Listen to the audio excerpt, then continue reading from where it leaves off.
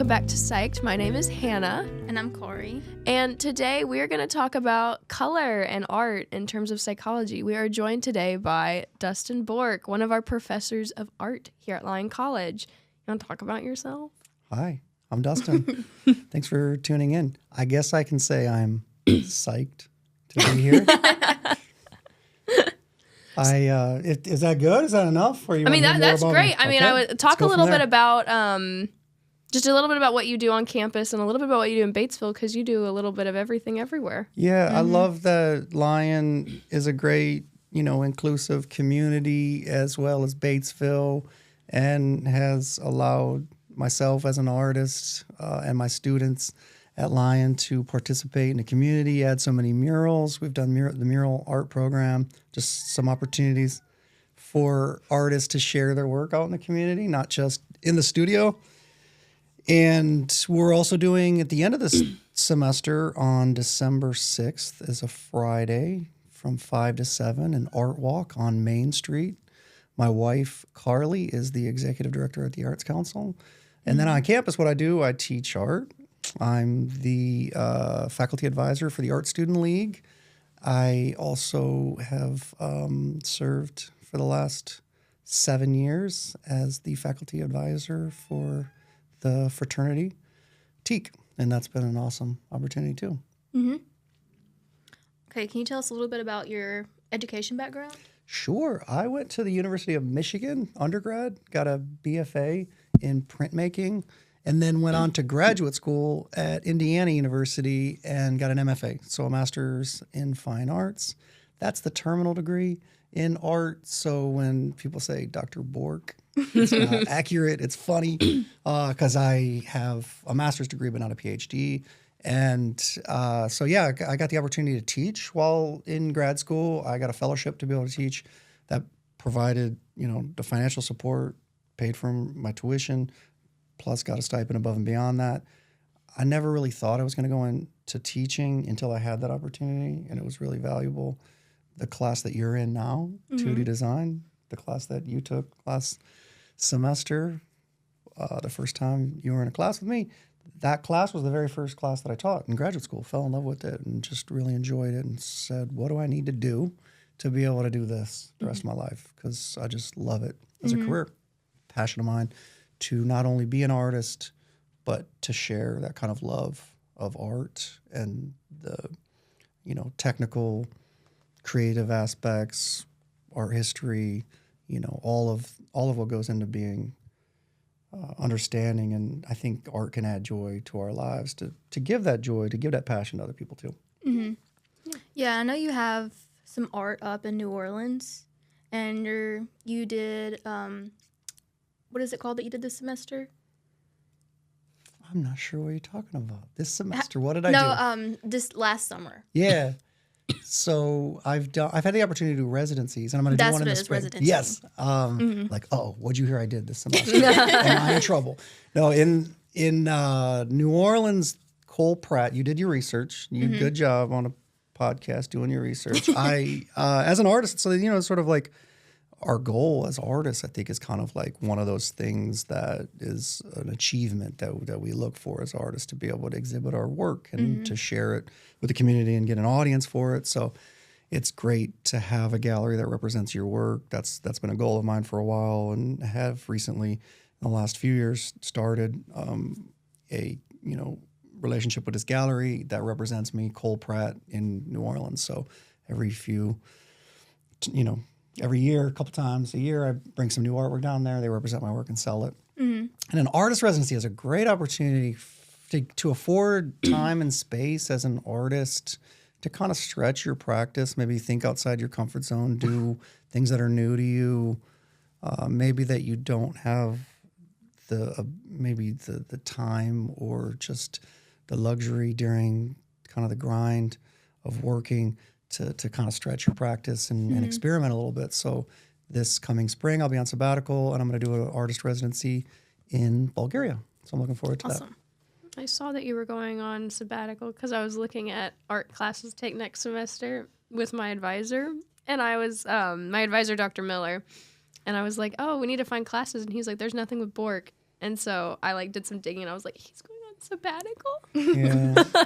It is sad. It's weird too. I mean, for me, it's tough to teaching is such a big part of my persona and my drive as an individual. It gives me joy, like going to work every day. I love it. Every day's different. So it's hard for me too to be like, I won't be teaching in the spring.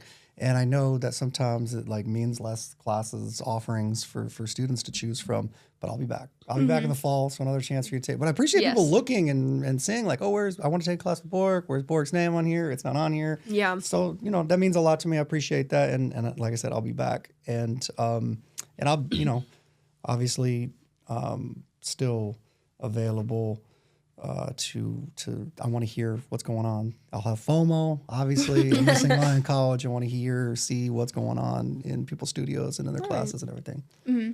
And you have a website, right? Mm-hmm. We will try to put his website in the link, not in the link, in the bio in the description of our YouTube, so you can take a look at his artwork he has done. Yes. Thank you for that. Mm-hmm. Before we get into our thing, little small segue. Are you going to be able to be here for the student juried art exhibition? I will, unfortunately, I will miss the juried student exhibition. Oh, my goodness. I'm not going to be here for that, but I'm going to be here for graduation. Good. Yeah, good. in March, I'll be in Bulgaria, and that's when the student juried exhibition is. But it'll be up through cool. April, and I'll be traveling in March and April, and I should catch the tail end of it. Plus, I'll be able to see samples and see who wins awards and everything. Because shout out to Hannah. Won first place, third place, third place. Honorable mention. Okay. First place of honorable mention. There you go. There you go. That's the first. Have you applied to be in this? Mm-mm. You should do it this year. I'm going to do it again this year. You should apply. Everybody should apply. It's a great opportunity because it just pushes yourself, challenge yourself, and then see. It's always you maybe think about your work a certain way, but then to get other eyes on it, to see, and our juror who's going to be the juror in the spring. That's the exhibition tonight, the reception. Anissa Rahman, she's going to be the juror in the spring. So Cheyenne, apply. Students out there listening, apply. Yes, that is. Amazing. I was just telling a prospective student today about that because I said, some of the juniors and seniors were kind of upset. Like, who's this freshman who won an award? And we've been here for 3 years, 4 years. And no, it's not a competition. We're competing with ourselves, not with each other. But, that's a chance for people to get involved. It was a lot of fun. It was really cool. And it's now gotten me like, I liked that people were able to see my piece, but now I'm going to be kind of like Batman. And it's like my piece is just going to appear. Like it's like in there. Yeah. Be kind of like a surprise. Wait, are you not going to be here in the spring? No, I will. What are you saying that you're not going to be there? No, I said I'm going to be there. Oh. My piece, though, will just appear. And it'll get I'll submit it, but no one will see it beforehand. Because you don't have a studio. Correct. I see what you're saying. I have a home studio. So you'll be working from home, and so they'll just see the finished piece. Boom, I get it. I got you. But Cari, by the way, I looked at Cari's 2D design pieces today. Very good texture. Thank you. I liked it. Thank you. Yeah, I just recently got into art.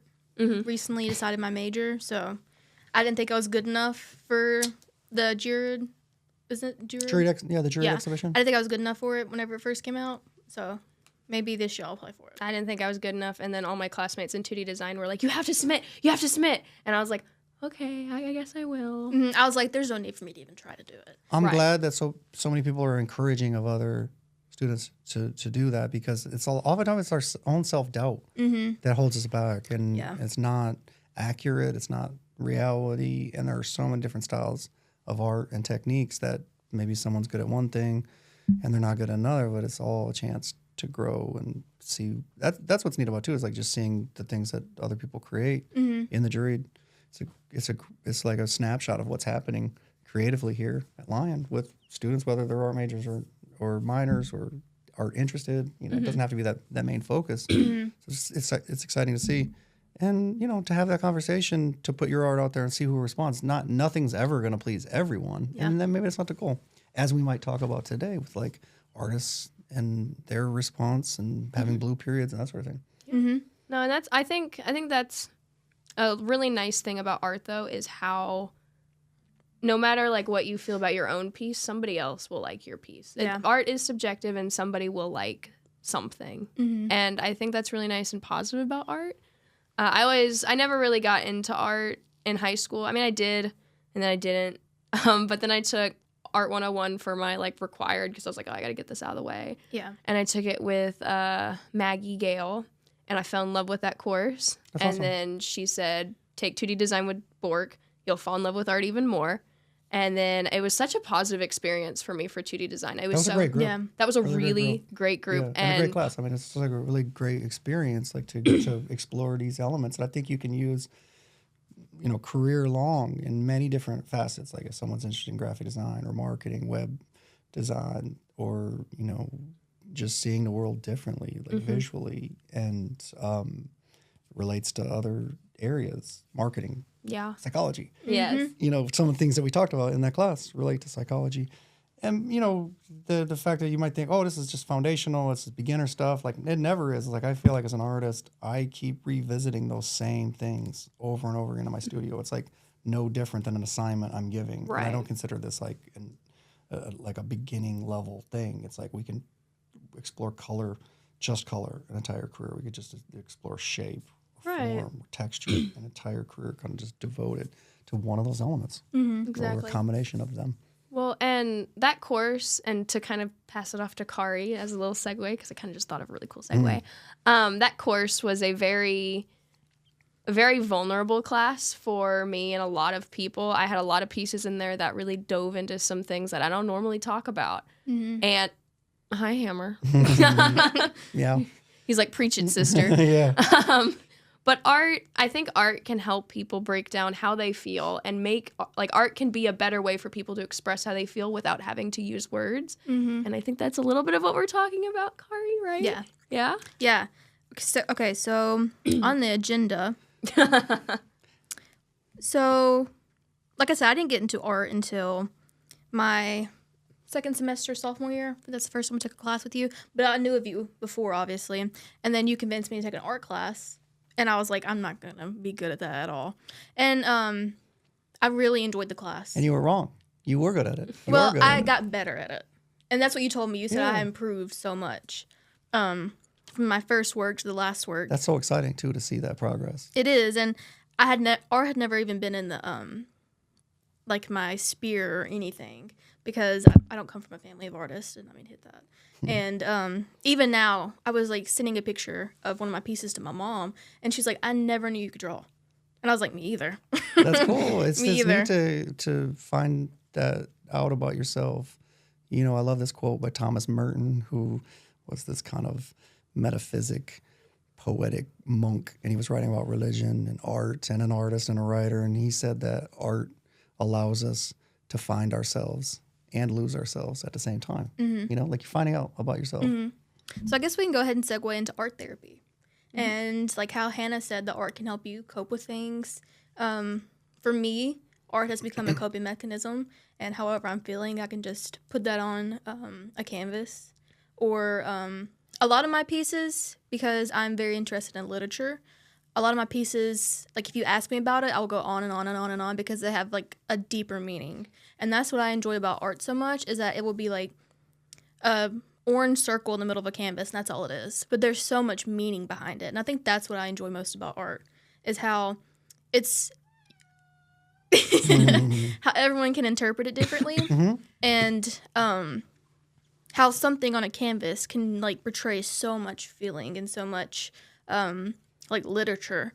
I'm trying to think of a couple pieces we've done where I've really went into the backstory on mine. I'll let you go ahead and go, but I'm thinking about it. I was thinking about the piece that you did in drawing, and you kept thinking and rethinking of the best way to illustrate the Edgar Allan Poe, Telltale Heart. Yeah, I really like that assignment. We got to choose a poem or piece of literature and then just draw how we felt about it. And I did Telltale Heart, and it's the clock pounding underneath the floorboard, and it's his guilty conscience. And it's not actually a heart pounding underneath the floorboard. It's his guilty conscience talking to him. That's what I really liked that assignment, because all of us then had to take a deeper meaning and deeper look into like poems and stuff and incorporate that into our art. And I think that there are some things that we maybe think are very personal. And it goes back to what you were saying, like there was in that class in particular. But it happens a lot. It's happened in our class this semester and in the advanced concepts class that I'm teaching, that oftentimes when we are opening ourselves up so much and putting ourselves into the work, that it's only natural that we're going to be expressing ourselves. And then things that sometimes feel very personal are also really universal. That's relatable. I understand what you go through.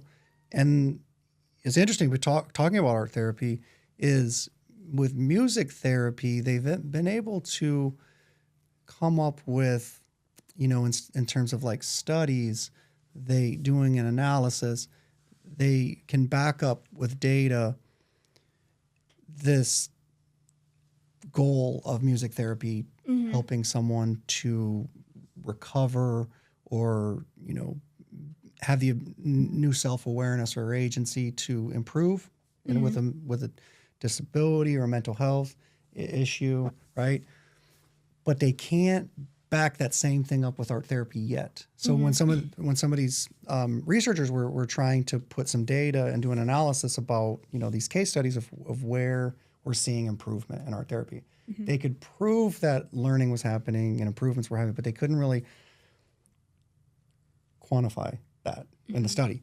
But what they were able to show in this most recent one that a lot of people are delving into now is that you're able to develop empathy, or you're more likely to be empathetic as an artist or working with art. So I think what the reason is like, if you're hurting, you know how to express that in art. If you're scared, confused, afraid, if you've been hurt, you know how to express that innately in us. I feel like we know how to express that.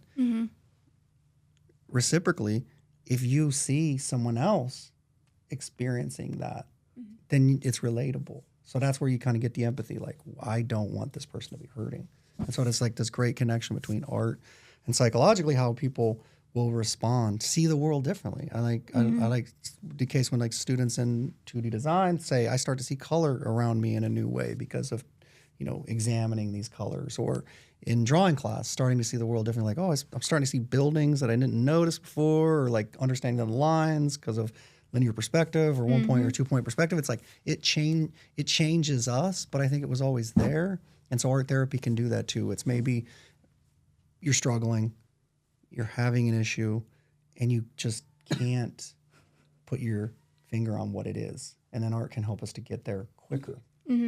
Recently in my abnormal psych class with Dr. Miller, we watched a documentary, and I cannot remember the name of the documentary. I'll try to include it on Instagram.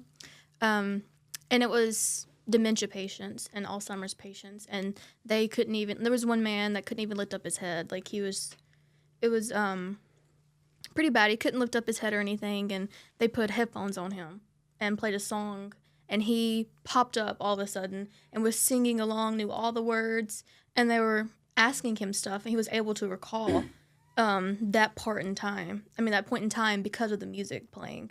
And he was able to remember his daughter who was in the room, who at first he didn't even acknowledge. It's amazing. It's amazing how... That's impressive. And they did it with multiple patients, and they just all of a sudden became this new version of themselves that they thought they had lost. It's amazing how music can do that. And maybe we're all in tune to that, but at some point we get closed off to it. And if you have that same feeling or response, perception in art or in music, and at some point it's not part of your life, or maybe you're not able to express yourself, then maybe you're losing something, and maybe it's harder to express yourself. And I think that's where the empathy comes from as well, too. I know you recently started an Instagram with disc and music. Yeah. Making music, making art with music. Yeah. For me, it's something that I always use as an outlet. I don't, I think I'm like an amateur musician, but it's kind of a fun excuse just to tinker. And I love the word tinker, like just tinkering. Like a tinker fairy. Yeah, but to just Best make something with no end result in mind. It doesn't have to be good. Because I'm very privileged. I do love that I'm an artist, and it's I get to like pinch myself. I've been able to travel the world, sell art, make art, that's a pretty good gig. I love that. Teach art, be around creative people all the time that love art and get to experience art. But with making art, sometimes it does feel like, ooh, I'm losing that creativity, or maybe this isn't as fun. Like if you have to do it, and you have to sustain it. I don't always necessarily agree with that, but it can be a challenge. It can be like I'm doing this not because I have to, but trying to sustain something is different than just doing it to tinker. And so I've been tinkering with other things as a hobby to kind of, find other creative outlets too, because sometimes maybe there's a parallel. So it's kind of just an excuse to be able to make noise and see what happens. And one of the things I've been doing, which is fun and pretty creative, is making tape loops. So you take an old cassette tape. That's what I've been seeing. Do we know what a cassette tape is? Yes. So it's like very obsolete technology. It's older than a CD and not as hip as records, but it's getting there. But you can take somebody's cassettes apart. Back in the day, somebody's had like little screws, and you could take them apart, and then you can snip the tape. So it's like found material that I'm working from, like almost like a collage, and then you can cut it, loop it, and so it's like a sample in hip hop. It'll just keep repeating, and or picking up. I think it's like sometimes picking up a material like, ooh, I've never used paint markers before. Let's see what it does. And sometimes it's like the most rewarding art. It's like when it's less fussy and not as, it has to be serious and academic and perfect technique. And I learned this, and now I'm demonstrating this. And it's instead of like, it's play and it's experimenting. Oh, what can I do with this marker? And sometimes the best just like freestyle marks that you make are the most interesting. And like, I don't know what this is, or I don't know if I can do anything with this, but that was fun. I can see that. And I think that's what I've been doing with some of the music too. It's just now an outlet. Yeah, I know our current assignment, the textile studies in my 2D design class with you. We had to do two. We had to do frottage and texture. And my texture, I sat down and I assigned feelings to fruit, and I just put a lot of deep thought and meaning into it. And the other one I just had fun with. Yeah. And I think I enjoyed that one more because I used a stamp pad and bubble wrap. Yeah. And I think I had the most fun with that one. I think it's like those moments of discovery is like, because you don't know where it's coming from and you don't know necessarily where it's going. That's kind of the joy in it. I mean, we can take art and know where it's going to go, and that's a thing. That's an interesting project in and of itself. But when sometimes like that Thomas Merton quote about like finding yourself and losing yourself at the same time, it's like you didn't know that was capable. You start with a blank sheet of paper, and by the time you leave, or a blank canvas, by the time you leave, you're like, whoa, I took bubble wrap and printed it, mimicked these textures, and it's beautiful. And I can do something in 15 minutes that's a masterpiece, and I can do something that takes 15 hours or 15 weeks or 15 months, and they're all valid. One's not better because it took more technical acuity or longer time. It's because it's expressive and it's interesting and it's going to resonate with someone. So I guess that leads us to the next segue. We can talk about color theory and how colors make you feel and things like that. Oh, something else I was thinking about. Yeah. I always, even before I became an art minor, I had a professor tell me they can always tell whenever there's an art student. Like, who's the art student? And a room full of students, they can always tell who's the art student. And she said that even before I picked out my minor, I was that student. That's cool. That's cool. And I was like, that's a compliment. I was like, thank you. And she was like, you always have just fun. Like, you have fun clothing on. Yeah, I think it's like a reflection of your personality. Like, expressing yourself outwardly with color and dress and fashion. Like, that's part of it. I think, it's seeing the world differently too. Like, I know there's this, I think it was Steve Jobs who wore the same thing every day. Yes. It was like, like dark shirt, khaki pants. Like, how boring is that? But he was saying like he didn't want to have to think about it. That was one less decision he had to make. And then that's, I don't know, saved 5 minutes perhaps, and brain power for more important decisions. It was like, who cares? Like, I want to dress to impress? No, that's good. I like that. That rhymes. To be a reflection of who I am, and to be like colorful and quirky, and maybe do things that you're not supposed to do. Like, oh, I wouldn't put that color with that color, but. Oh, that's my favorite one. I wear black with navy. It drives my mother crazy. You're not supposed to wear those two colors together. But I can. That's it back there, isn't it? Blue and black. Yeah. You're wearing navy and black right now. Yeah. It's cool. It's cool to do. Is this black? That's a good I question. think so. I don't know. I think it's I don't know. Maybe dark gray, gray blue. I don't know. gray Something blue. like that. Did you like- charcoal. It's a bluish Hammer, what do you charcoal think? black. He's like, I don't see color. I don't know what you're talking about. Well, this is part of it too, like this interesting idea of like how we see color and how we perceive color, right? That's what we're learning about right now. Yeah, so and when we talk about in 2D design, we talk about Gestalt. That's a branch of like science, psychology, art, philosophy, all kind of coming together.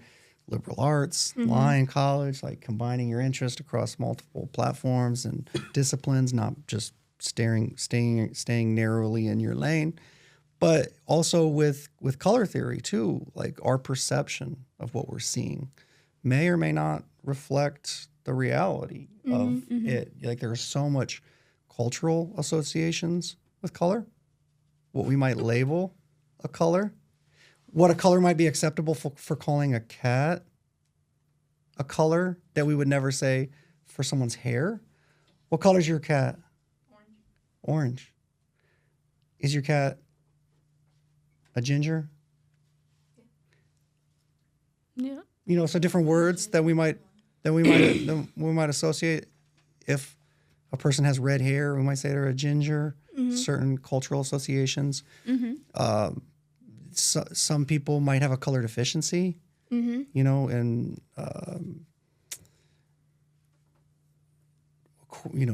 interestingly, statistically, according to the data, because of evolutionary biology, people assigned woman, female at birth are less likely to have a color deficiency. Like Yes. 1 in 255 female assigned at birth. Can identify color on Yeah, a, no, on a like wider the scale. color deficiency, right? 1 in 2, but 1 in 8 men have a color Really? deficiency. Yeah, some kind of color deficiency. Yeah, It's also genetic. It's genetic. It's there's something that developed to be able to see, was important, evolutionary, with the gene. But if you think about there's a way to test this too. If you're curious, you can go to xrite.com, XRITE. They have the Farnsworth Moon Cell color test. It's color 100. So you have to detect between 100 unique colors and values and kind of mix them on a scale. You just slide them until they look like they're in a gradient. And if you have a color deficiency, you might not be able to detect two really similar colors or values. And so it's a way of testing that, right? By the way, I have perfect color vision, so I got a 0 on a test. If you get under 20, it's supposed to be really good. I got a 0. So my wife and I, Carly, she's also an artist. I think she sees color uniquely. It's cultural, even though we grew up in the same area, grew up in the same town in Michigan. Culturally, still there's differences, in what she might call teal or what I might call teal or turquoise or, I saw this meme one time. It was like, what? And this is obviously very narrowly defined, right? And kind of stereotypical. But it was like there was 8 colors, and it was like colors men see, right? And I've it was seen like, this one. yeah, red, blue, yellow, green, dark green, forest green, and it was like colors women see. And it was like coral, pink, nude, blush, and like all these things. It's like, it's just like maybe there's culturally accepted gender associations with color as well, And 100%. that affects how we see color or what we're supposed to wear, not supposed to wear, and Yeah. all that's subjective and cultural and different in different places. But so Carly and I oftentimes will argue about color. We have just like great relationship. We get along really well, but for whatever reason, color that's our sticking point right there. We're gonna argue about color and what we see, and no, that is not mustard or khaki or most couples aren't having that argument. But it's an interesting discussion to have. And so we both took the color test, and she scored pretty good. I think she got like a 3 or something, but I got a 0, so I got bragging points. So I should be right in those. But my brother does have a color deficiency, so he would think, he was putting on a brown tie and it was really green. That's something we are not learning about right now. I think I said that, but we're learning about language right now in our cognitive psych class. But we recently talked about perception and how we take in things and how we see. And it's very interesting how it's like like in our brains, like our brains are capable of taking in colors and telling us what color it is. Yeah, and at some point, somebody told you that was a color, and so you believed them and you trusted them. And the interesting thing about perception and actually what's happening is we might be really, because there's a visible spectrum, and the colors within that are different wavelengths, as we know from physics, but that, you might be seeing red and someone else in theory is seeing green, but we both call it red. It's so weird to think about that phenomenon. And it's perceptual and it's cultural and it's naming. I don't know if y'all covered it all in your psychology class, but there was this really seminal study that was done in 1969 by Kay in Berlin. And what it was color associations and color naming. So it's a psychology study, and it's very influential in the art color theory world as well, where they studied all of these different cultures globally throughout the world. They updated. It was problematic. There were some issues with it. They updated in 1992. But in that study, they could determine their findings were there was some intuitive level of it too. So that's where it could be biased.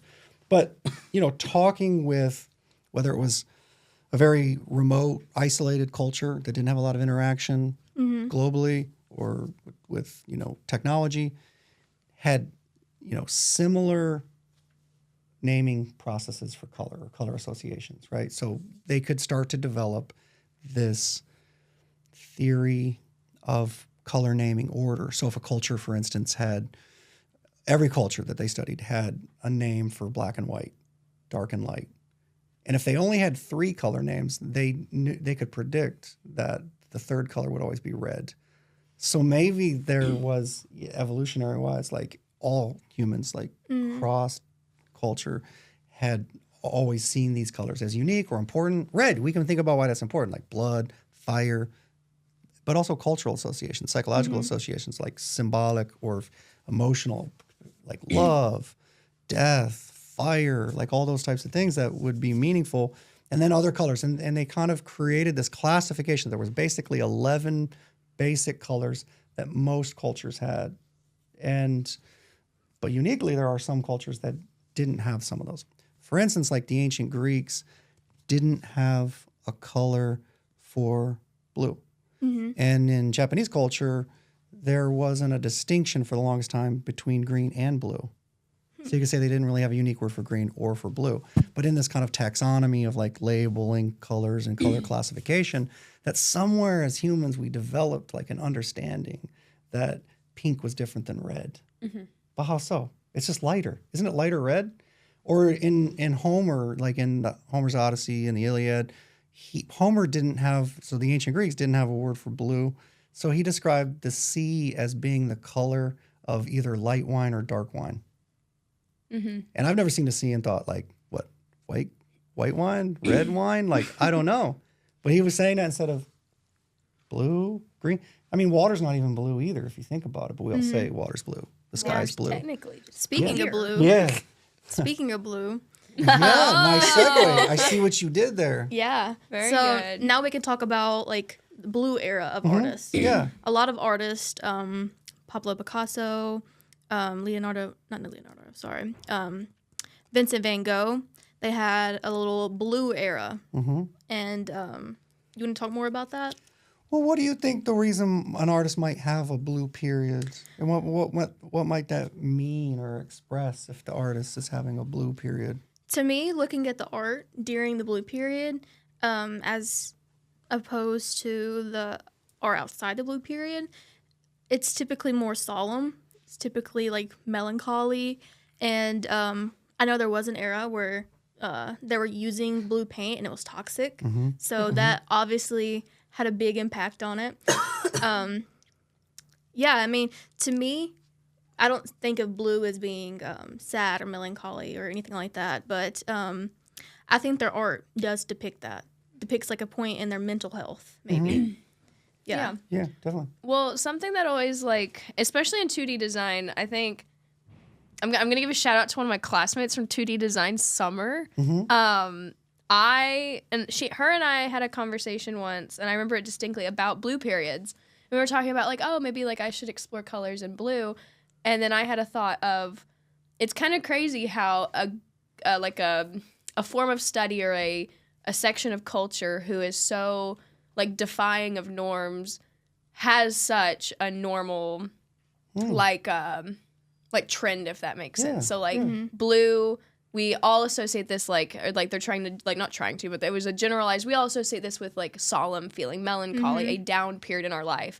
And a lot of artists, famous artists, have blue periods, and it always kind of made me giggle about like these artists were like breaking boundaries and doing things differently, but they all did the same thing of having that blue period. And so I took the blue period of, rather than a moment of solemn, maybe a moment of removal from art itself. Like I'm not doing different. I'm not doing what is true to me. I'm doing what conforms to. That's beautiful. I love that. Yeah. That's great. That's Shout so out true. Summer. Thanks for having those deep conversations with me. Because it might not be just the color specifically blue. And blue is, I don't necessarily, when I see blue, I don't necessarily think of like this kind of depressed state. I mean, you can think of Charlotte Perkins' famous short story that she wrote, The Yellow Wallpaper. And in a way, like yellow is a more depressing color, I think, personally. But some people see yellow and it's bright and it's sunshine and makes them happy, gives them joy. Same with blue. It can be calming, it can be peaceful. It's the water, it's the ocean, like you mentioned, the segue. Blue behind us, Lyon College, blue. I'm ironically wearing a whole lot of blue. A whole lot of blue. Today. I didn't even do that That's on a cool purpose. shirt, though. And Carly, when I left the door, thank you. Carly, when I left the door today, was like, okay, blue man group. And your glasses are glasses. blue. Blue glasses. Yeah, blue on dang. your socks. Yeah. Tobias Fink. Yeah. Isn't that his last name?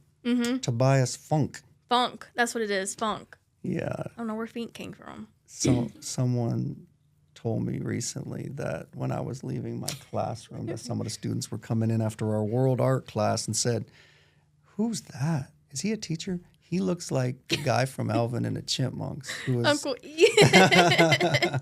Who said that? some freshman that isn't being graded by me this semester. But, no, it's funny. I think he used to be on Arrested Development. That's who I was thinking of. Yeah, Tobias Funk, Arrested Development. He David was in Cross Blue is Man his Group. name. I also get Moby. If you know the musician Moby, he did techno and ambient music. Great album, Play. You should check it out. Okay. It's a really good album. He sampled a bunch of different things, atypical genres for sampling, including the blues. So we think about the blues, like music. He sampled that. I get told sometimes I look like Moby. But, the blues, too, I think is psychologically what the artist is going through.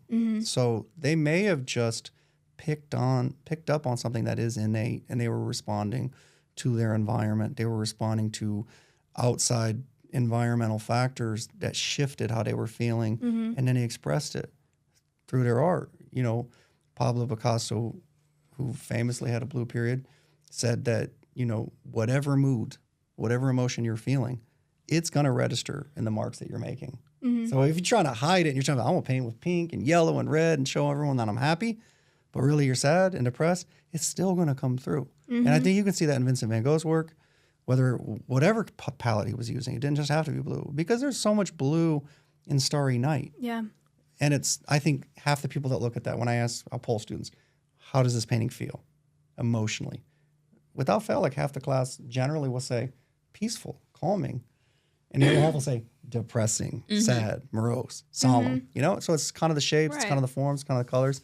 And Picasso kind of responding to some of those things in his life personally was in 1903 when he started his blue period, and his friend, Carl, he were really good friends. So he grew up in Barcelona and moved to Paris, where he felt like, I'm going to make it as an artist. And so he went with his friend, Carlos Casagemas, and they were both artists starting out.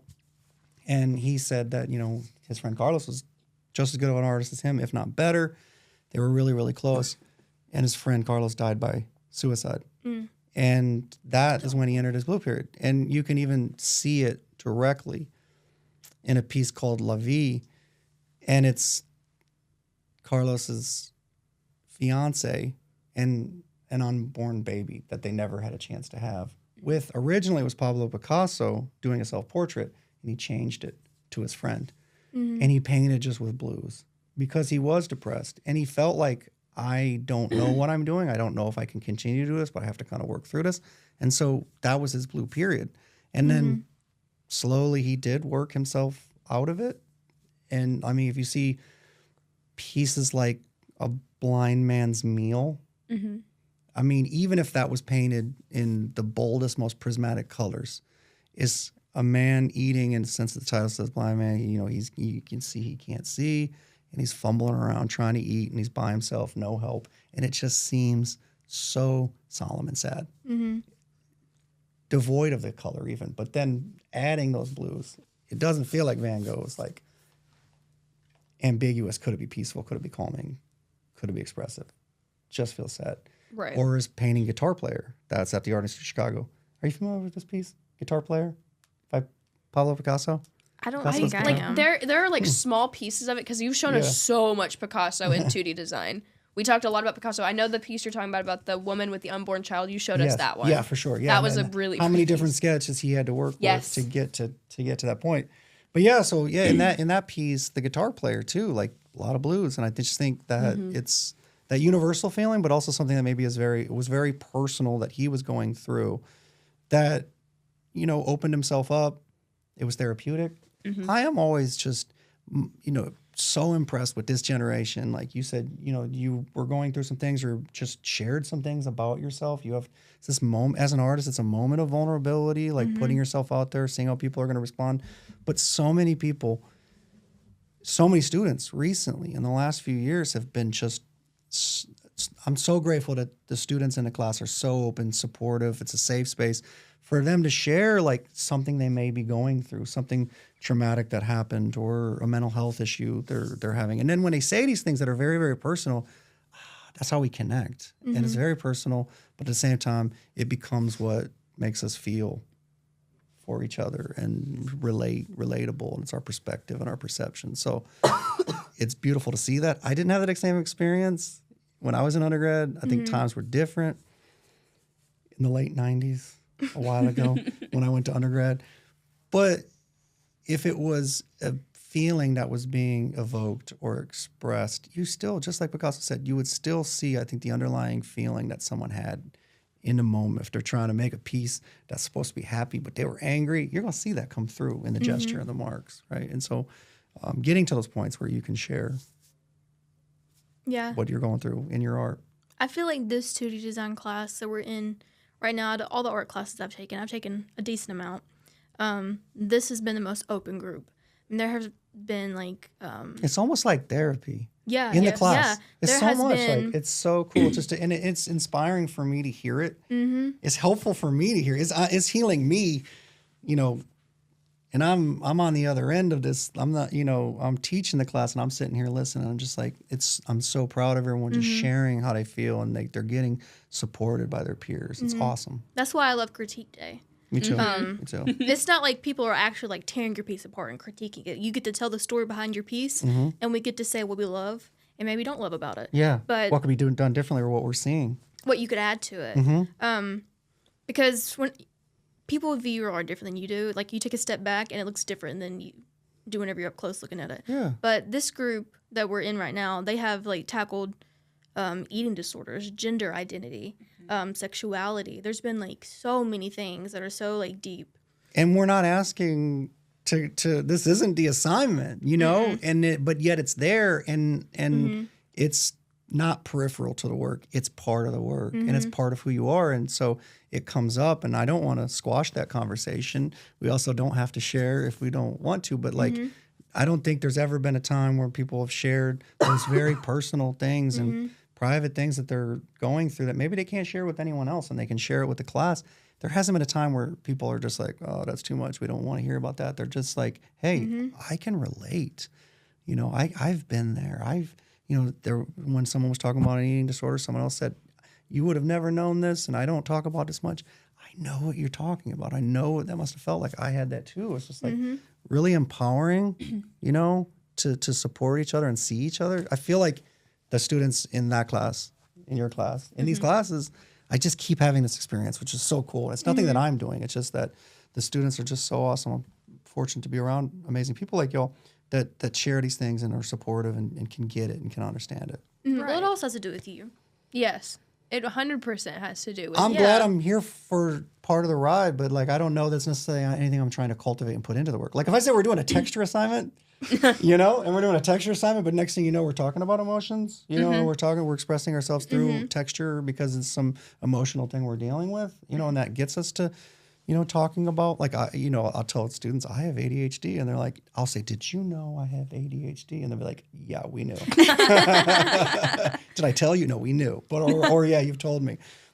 Because it's something that, you know, once you have those things, it can be very affirming. And maybe part of, like when I was growing up, there was a stigma, right? And you know, people maybe were protecting people like, oh, you don't want to share that. You know, and it is, you don't have to share. It is your story. You know, someone else shouldn't share your story. It's your story to tell. But it's something so empowering that like students will be relating to that too if I share that, you know, and I think it's helpful for me to hear. It's reassuring and for the students in the class too. Shout out, talking about art therapy, we have an amazing counselor on campus, Victoria Hutchison. She's great. She's amazing. She's very thoughtful and is great at her job. She's trained in art therapy and she went to Lyon College and she was my student. She's awesome. She was a double major, art and psychology. So here's that kind of overlap of all these things that we're talking about, you know, and she came and talked to my color theory class when she first started, you know, back here at Lyon after she went to Florida State for art therapy and was the first clinically licensed art therapist at White River. And now she's a counselor here. But, you know, to be able to have that support system, I think maybe some artists know that or writers know that, right? When you're writing, you kind of know that you're like bearing your soul and sharing something and kind of get like how it connects to who you are, that self-awareness, right? But that maybe someone that isn't good at art can still express themselves and maybe tinker, like Tinkerbell, like I was saying, like an outlet to find out more about yourself, to that self-awareness. Not that it's a problem, not that it's an issue, but it's like, how do I use this as a positive? Right. Yeah. And our next topic that I wanted to discuss was William Otermoen and like how art can reflect the mental state that you're in. And he is an artist that was diagnosed with Alzheimer's disease. And with Alzheimer's disease, you get facial aphasia. I'm pretty sure that's what it's called. And it's where you are, as it progresses, you're unable to. So we have this part of our brain that loves to recognize faces, and pattern recognition. And you will see, that's why you see faces in cars. You see faces in like lights and little things like that because of that part of your brain. Like it'd be Elvis and a piece of toast, and you could sell it on eBay. Yeah, like just that part of your brain loves to recognize faces, and it slowly degenerates as you get Alzheimer's disease. And he was an artist, and he took it upon himself to make self-portraits as his Alzheimer's disease progressed. And I think he made about 4 or 5 art pieces, and you can see the progression of his Alzheimer's disease. That's amazing.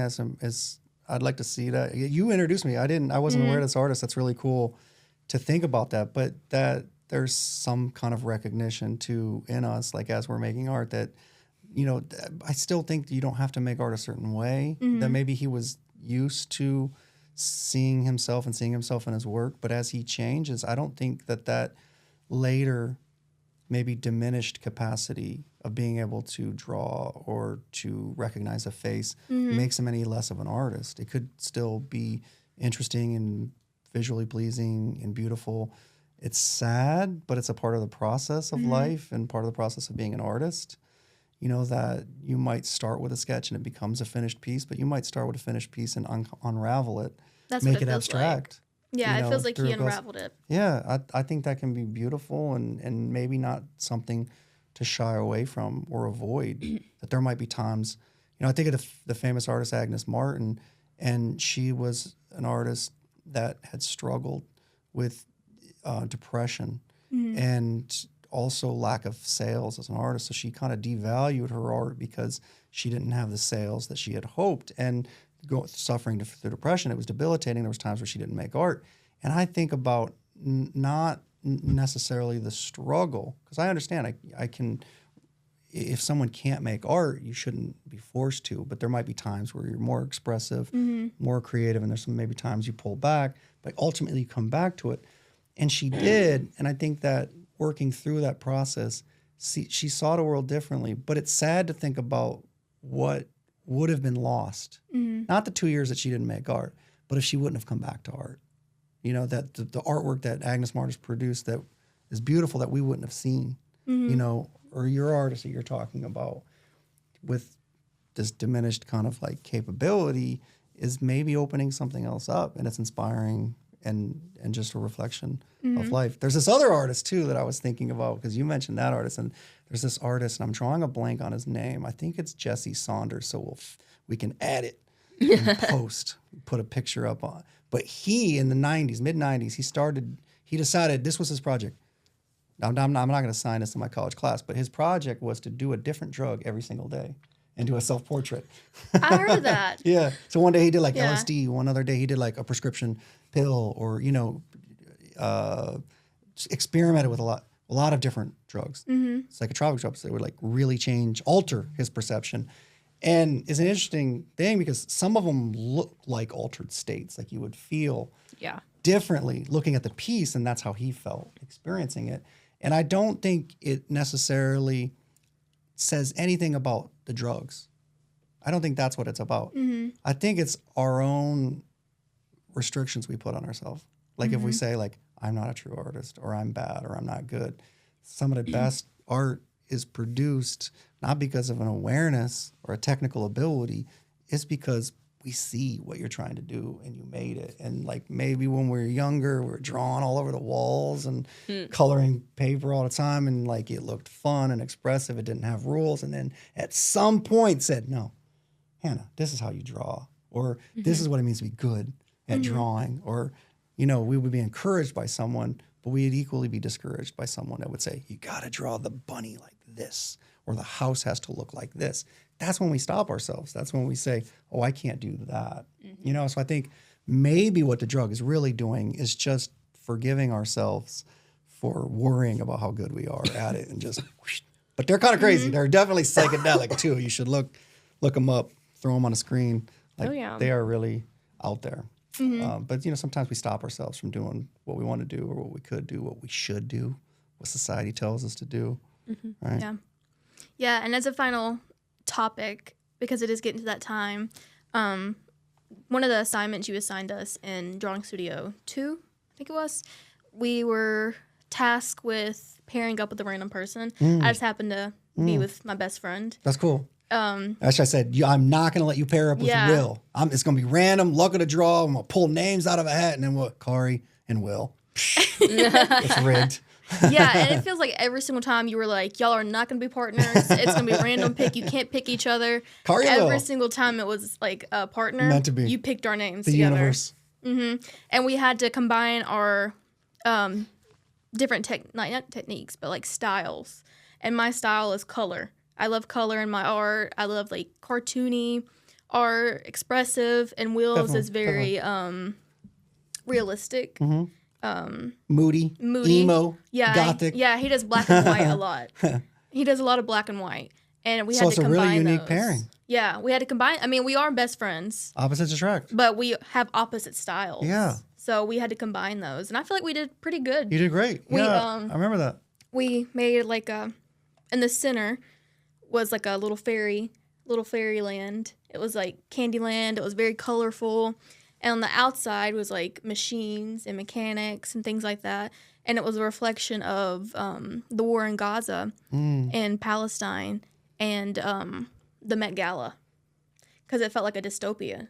So that's what we wanted to incorporate to our drawing. There was like a disconnect maybe between what's happening and people maybe saying like, hey, we shouldn't do this and here's a protest. But at the same time, we're like celebrating beauty and fashion and the red carpet. Yeah, and like you can't we can, but that one person's not going to be able, at the Met Gala, is not going to be able to like stop the war, obviously.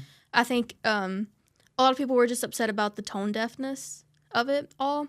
But we wanted to like incorporate the like disconnection of the two. I like that. Like Yeah. how on opposite How can sides they of be the world. both happening at the same time? Yeah. Yeah. On opposite sides of the world, there is this fashion show going on and a war and a genocide.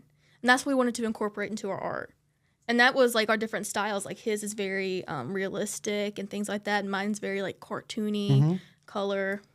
I like that, and it's making decisions and, you know, doing something. It's greater than the sum of its parts, because now you're making something that, you know, both of you could have made, but neither probably would have set out to do, and you know, giving yourself limitations, but also breaking some conventions. And, you know, I think it is really interesting. Working collaboratively is sometimes difficult. I know sometimes people don't like collaborative work or like group projects. Like that can be a dirty word in college.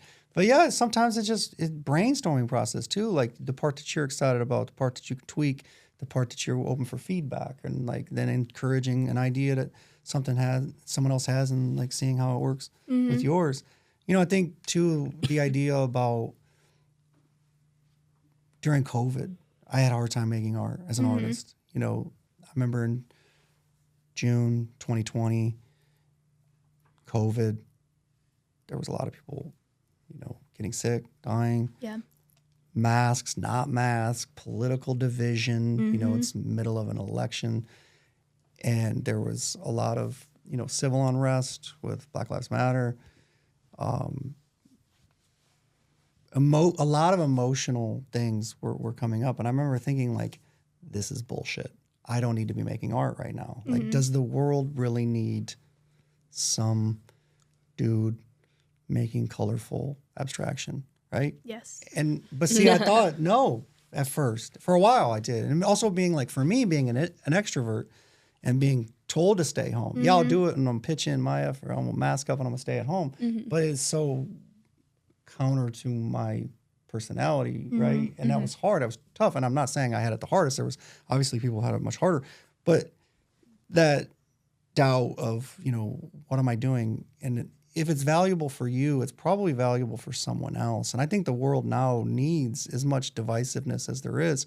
If anything unifies us, it's that experience. It's that connection, a meaningful connection in an artistic, a creative way. It could be fashion, could be the red carpet. That's why I like let the gala still go. But yeah, it seems hard to admit that we can still have enjoyment from. It's a celebration. And how can we celebrate when there's pain in the world? But there's always pain in the world. And I know there's artists in Israel, Gaza, in Jordan, Palestine, who are making art right now. Yeah. And under the most difficult conditions. Poets. I was just watching this interview as a quick cut with Palestinian filmmaker that writes poetry, and she's finding her way. She can't do a full-blown production right now as a filmmaker, but she can make smaller pieces. She can make pieces that can be shared on digital social media platforms. She can write poetry still, but she wouldn't be able to do like a 3-hour film like she normally would. And it's because of extreme situations like that. People that were making art in the bunkers during World War I, World War II, you know. The artist Henry Moore did drawings or artists that did it during, you know, internment camps or concentration camps. Like, it is like that way of expressing ourselves and connecting to other people at the same time. And that was the last topic I wanted to talk about, so I feel like it lined up perfectly. Was how does art change over time, it changes, generations? Yeah, with the time that you're in, and that was the time that we were in, and that's how art reflected. And yeah, like it all comes back to like the blue theory. I mean, the blue era, all of that. I mean, just the time that you're in, and you're reflecting that. Which is that paper that you get the opportunity to do in World Art One is a historical analysis. Like, we can't ignore the factors that are happening around the artist or the architect when they're building a building or creating a piece. It's like, as they're looking at that they might be just isolated in their studio, not trying to watch the news, not trying to see what's going on, but it's going to creep and seep into their work, and it's going to be part of that cultural milieu that inspires the work. So you could look at it from a political lens or an economic lens of what's going on in the world at that time or that place, if it's specifically Detroit or Paris, thinking about, also just environmental factors. And, you really can't, I think it's difficult to tease that out. Like someone asked me recently, like, what art movement are we in now? We don't know. That's for someone, like the Gothic period. So inaccurate and problematic to say we were talking about Gothic art earlier in World Art One. It's like so problematic to call it Gothic art because it wasn't created by Visigoths or Ostrogoths. It was not by Gothic people, but Vasari looked at it and was like, that's Gothic, that's barbaric. And it wasn't of And it's good. beautiful. Yeah, it's beautiful. It's amazing. It's a bad description of that. But it was someone looking back and saying, I'm classifying that time. Who knows what people are going to say about us during this time? But maybe the art movement that people are gonna talk about 50 years or 100 years from now is like the COVID era. I mean, that's a style, and be like, whoa. I don't think anyone right now as an artist is labeling themselves like a COVID artist, But like that's how they're gonna define whatever we're making right now down the road. Because how could we not have that somehow relating to us in our daily lives and then manifest itself visually in our work or our words or what we're studying? It's going to impact it. Yeah. You have anything else you want to say, Hannah? I mean, I liked the conversation. I kind of sat back and let the conversation go because I liked the conversation about about how people create art like in lieu of hate as well. And like you talked about, like, why should I create even if like basically the world is crumbling around me? Like, why should I create? And I remember a conversation I had with a kindergartner, actually, that I taught my senior year of high school. And it was some conversation about, why we should make art, because we were doing an art lesson, because you have to have, like, all the, your core curriculum. And their art was to draw. I liked their teacher. She gave them coloring book pages, but they could not color in the lines. I love She was so cool. I loved her. That's fun. But one of the kids said something, he was crying, and he was like, I just don't want to make art because everything's hard right now. And one of the other kids and myself went over there and, like, talked to him. And the other kid said, well, but art is fun. And so we should do it because then you won't be sad. Yeah. And, I mean, obviously that's a kindergarten way of saying it, but I think that true. in a world and in an era and in a time of so much hate, if there's already so much of it, there is no harm in doing any sort of good at all. And whether it be art, whether it be a social form of protest, whether it be in poetry, whether it just be any form of expression of love rather than hate, it's worth it. And I think that's a good reflection about psychology as well. It's worth it to speak up. It's worth it to make art. It's worth it. All of it's worth it because you are worth it. That's right. That's right. You are worth it. And so I think, I don't know, that was a really good conversation. I was like sitting here, I was like, oh, we're cooking. I was like, oh, Thanks for that too. Yeah, thanks. I appreciate it. It's always great to have conversations like this and being around inspiring and thoughtful people. I love it. And I love having discussions like this all the time. It's great. You never know where these great questions are going to lead us. Okay. Well, thank you, Dustyn, for joining us. If you are a Lyon student, please take 2D design. Is it Art 120? That's what we learned today. It is. It's Art 120? Okay, it's like ingrained in my brain. Great advertisement for my 2D design class, Art 120. I appreciate it. Seriously? We weren't even trying to do that. I know. But it's a great class. It is a Cheyenne's wonderful class. Cheyenne's going to sign up now. Like, It's going to be all, you're going to have to teach multiple sections. Now you know why I love the class so much. It's a great class, and I think it deserves a little bit more recognition than it gets, so thank you. Great class. Helped me learn how to express myself, not properly in art, but how to pinpoint it. So yeah, it was great. I love the class so much. Oh yeah, I'd retake it. I would too. I think it's like just as an artist, like I said, it's like it's an extension of what I do all the time in the studio. Right. You know, we could just call it art class, but it's covering those two-dimensional elements. Okay. Thank you very much for being on our podcast. Yeah. Thank you. We really enjoyed having you. I love it.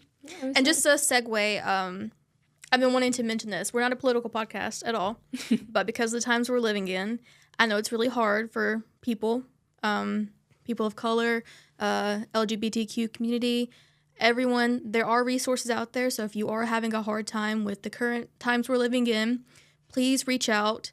Victoria, she's the counselor here on campus. There is links in our bio and at the very end of our YouTube video. Very good resources. Just know you're not alone and that it's okay to be scared. Just reach out to somebody and talk to somebody because that can help a lot. Yeah.